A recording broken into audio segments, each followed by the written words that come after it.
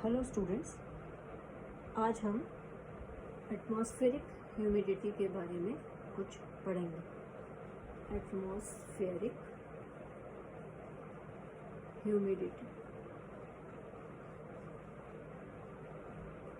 इसके पहले लेक्चर में हमने वाटर साइकिल के बारे में पढ़ा था और वाटर का ही एक दूसरा फॉर्म, एक डिफरेंट फॉर्म ऑफ वाटर और जल का एक दूसरा जो रूप है वो ह्यूमिडिटी के रूप में हम जानते हैं या उसको हम आर्द्रता भी कहते हैं। Humidity is invisible water vapours in the air. जो भी वायु में जो भी इनविजिबल अदृश्य पानी के जो कण पाए जाते हैं, जलवाष्प पाई जाती है, वो वायुमंडल की आर्द्रता कहलाती है। एटमॉस्फेरिक ह्यूमिडिटी भी पौधों के ग्रोथ और उनके डिस्ट्रीब्यूशन पैटर्न को प्रभावित करती है। प्लांट इसके प्रति अपना रिस्पॉन्स शो करते हैं और अलग अलग तरीके के पौधे अलग अलग टाइप के ह्यूमिडिटी लेवल के साथ में हमें ज्योग्राफिकल एरियाज में देखने को मिलते हैं। वातावरण की जो आर्द्रता है या एटमॉस्फेयर की जो ह्यूमिडिटी है उसे हम दो तीन तरीके से एक्सप्रेस करते हैं, तीन तरीके से एक्चुअली एक्सप्रेस करते हैं। पहली कहलाती है absolute humidity. Absolute humidity. Absolute humidity का मतलब होता है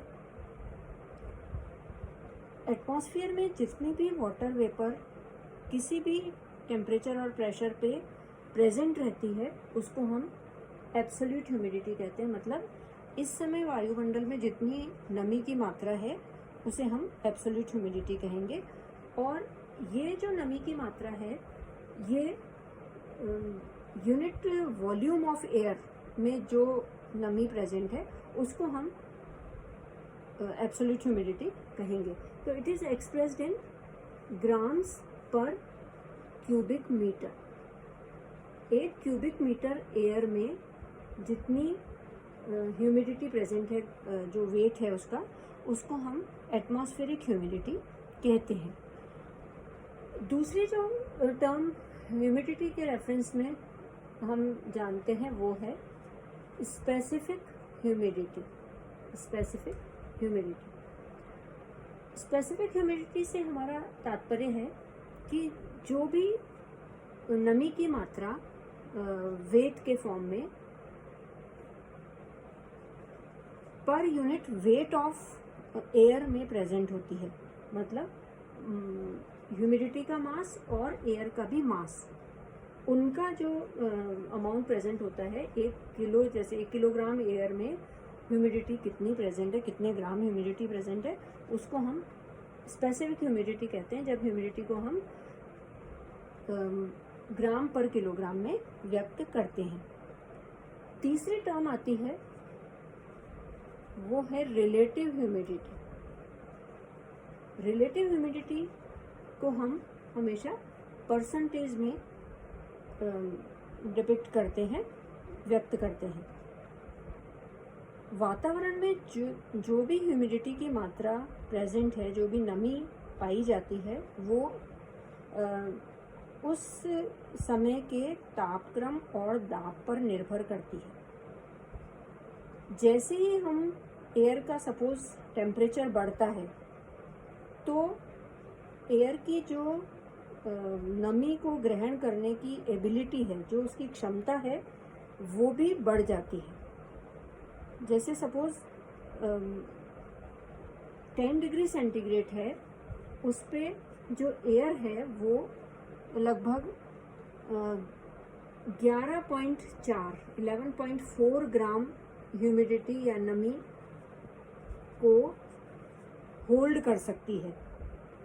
और अगर हम इस टेम्परेचर को बढ़ाते हैं 2 डिग्री से, तो ये जो इसकी कैपेसिटी है हवा की ह्यूमिडिटी को रोकने की एबिलिटी है, वो बढ़ जाती है, 22 ग्राम्स तक बढ़ जाती है, डबल हो जाती है।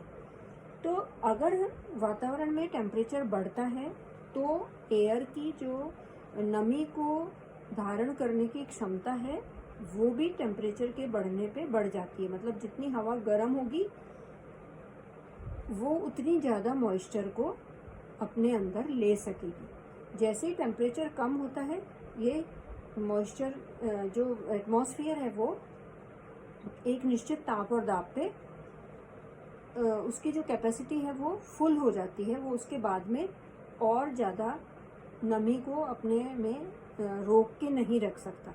ऐसी कंडीशन में उस एटमॉस्फेयर को हम सैचुरेटेड एटमॉस्फेयर कहते हैं।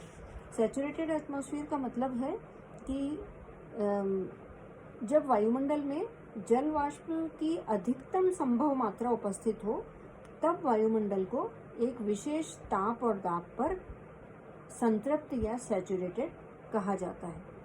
तो जैसे जैसे यदि हवा का टेम्परेचर, यदि वायुमंडल का टेम्परेचर कम किया जाता है तो आर्द्रता भी धीरे धीरे बढ़कर सैचुरेटेड पॉइंट पे पहुंच जाती है और फिर कुछ कंडेंसेशन का प्रोसेस शुरू हो जाता है और जो जलवाष्प है वो ओस की बूंदों में बदल जाती है अगर टेम्परेचर कम होता है तो।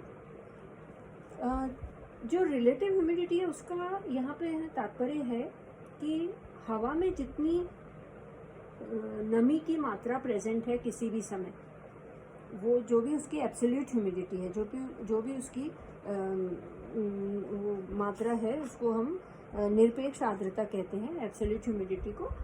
और अब लेकिन ये जो नमी है उसमें ये उसके सैचुरेटेड पॉइंट की नमी नहीं है, अभी वो और नमी अपने में ले सकती है।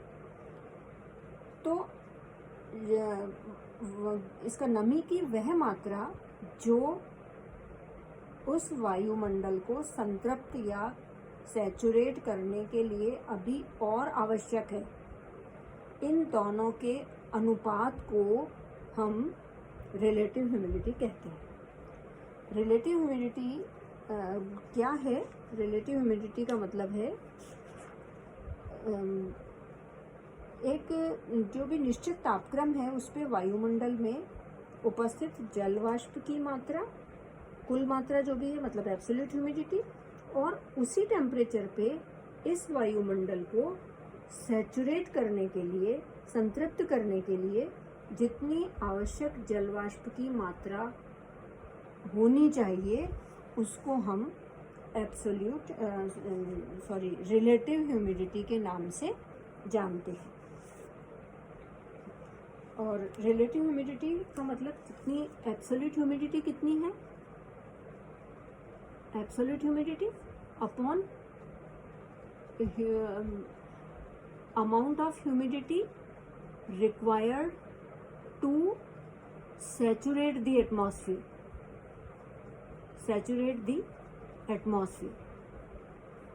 multiplied by 100, इसलिए ये परसेंटेज में व्यक्त की जाती है।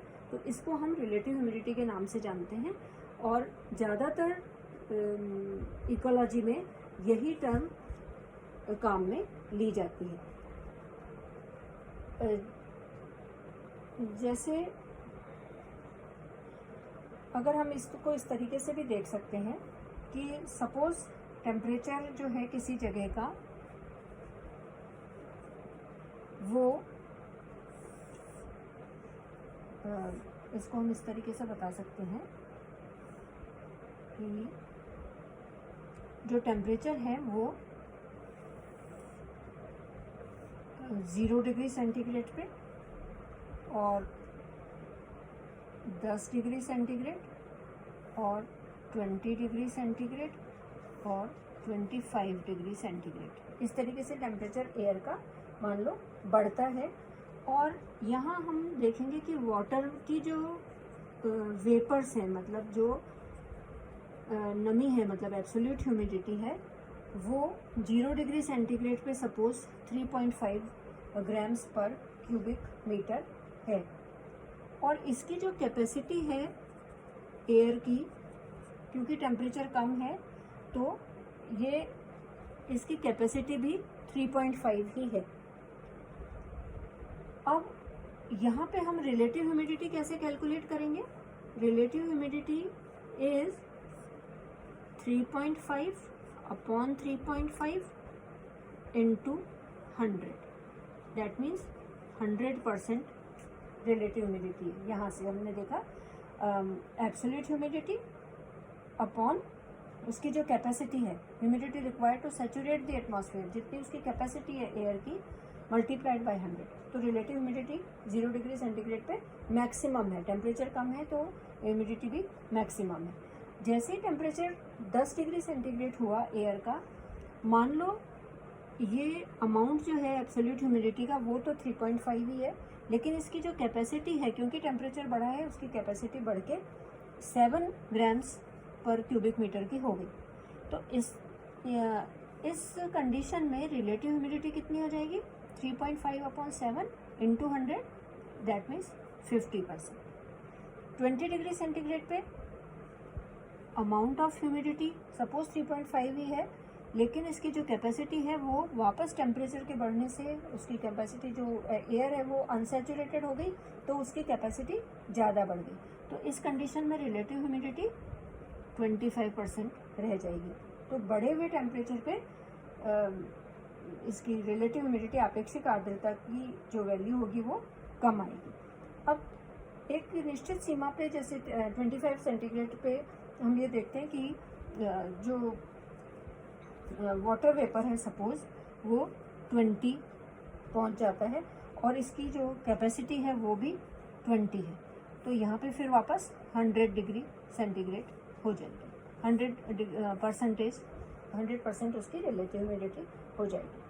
अब सपोज टेम्परेचर उतना ही रहता है, 25 डिग्री सेंटीग्रेड ही रहता है, और जो वाटर वेपर है उसमें कमी आ जाती है, लेकिन इसकी जो कैपेसिटी है वो तो 25 डिग्री सेंटीग्रेड पे 20 की ही है। तो ऐसी कंडीशन में वापस रिलेटिव ह्यूमिडिटी जो है वो कम होके 50% हो जाएगी। तो रिलेटिव ह्यूमिडिटी में हम ये देखते हैं कि एटमॉस्फेरिक ह्यूमिडिटी और जो उसकी कैपेसिटी है उसका रेशो परसेंटेज में जो होगा वो रिलेटिव ह्यूमिडिटी के रूप में व्यक्त किया जाएगा।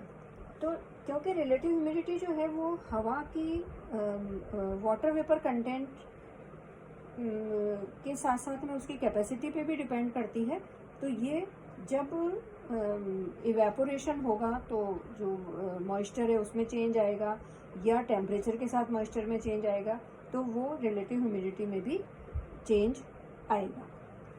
So this is about atmospheric humidity. और ह्यूमिडिटी का प्रभाव पौधे की ग्रोथ और रिप्रोडक्शन पे भी डायरेक्टली और इनडायरेक्टली पड़ता है। इट अफेक्ट्स प्लांट ग्रोथ और उसका डिस्ट्रीब्यूशन पैटर्न। तो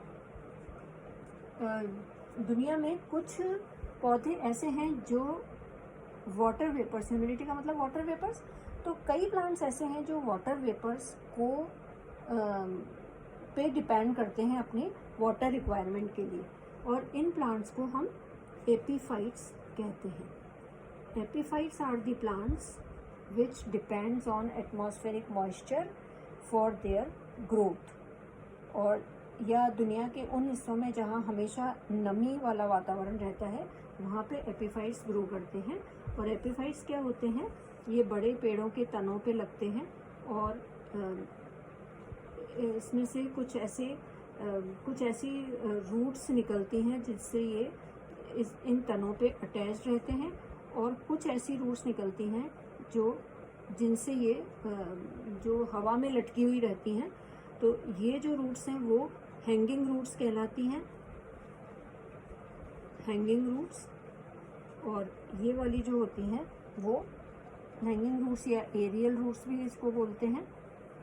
और ये जो रूट्स हैं जिससे वो पौधा बड़े पेड़ों के तनों पे चिपकता है, these are known as climbing roots, सहारा देने वाली जड़। तो ये एपीफाइट्स ऐसे पौधे हैं जो धरती पे रूटेड नहीं रहते, और इनका जो रूट सिस्टम है वो यहीं बड़े पेड़ों के तनों पे पाए जाते हैं। और जो इसमें क्लाइंबिंग रूट्स हैं उनसे वो अपने आप को बड़े पेड़ों के तनों पे आधार बना लेते हैं, जम जाते हैं। और जो हैंगिंग रूट्स वो हवा में लटका के रखते हैं, इनमें एक स्पेशल वेलामेंट टिश्यू पाया जाता है जिसकी वजह से ये नमी को एब्जॉर्ब करते हैं और ये प्लांट अपनी ग्रोथ करता है।